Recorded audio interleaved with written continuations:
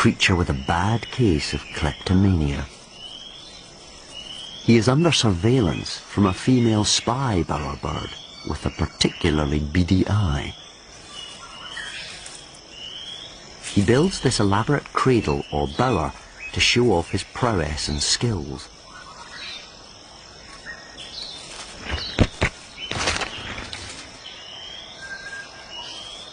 It doesn't stop at weaving twigs. He likes home decor too. Blue is his favourite colour. Bottle tops nicked from a nearby campsite are his proudest possession.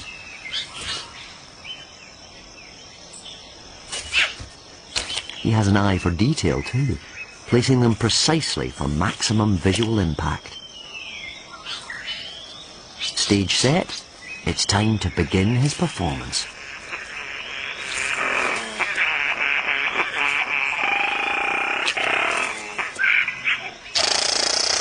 But he soon realises Spy Bowerbird is immune to his charms. Perhaps he'll have better luck with a real bowerbird. She makes all the right moves, entering the bower to show she's interested. A ring makes the perfect gift.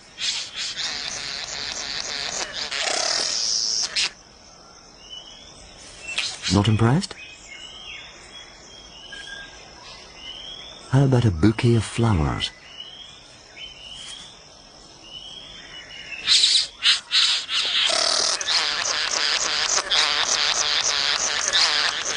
But something's not quite right.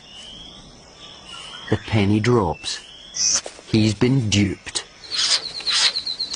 This isn't a female at all.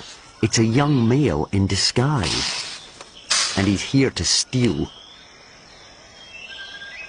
He's part of a gang of juvenile delinquents roaming the forest, tricking unwary males. In their hideout, they display their ill-gotten gains. It takes up to 7 years for a male bowerbird to reach maturity. In the meantime, they practice making a bower and dancing for each other. But they can never have too many blue trinkets and bling. Time to go out stealing again. And bowers don't come more decadently inviting than this. But this is no ordinary bower.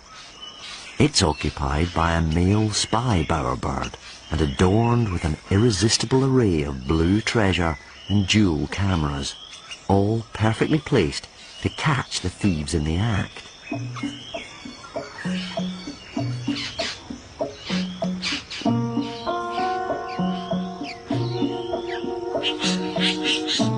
Like professionals, they approach with caution. Once again, they pretend to be courting females. This time, they work together. One distracts as the other steals the jewels. Spy bowerbird can only observe as they clean out the bower, gem by precious gem.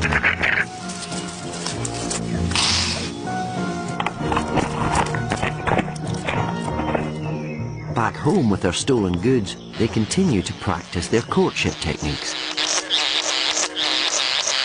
But Spy Bowerbird isn't off the hook.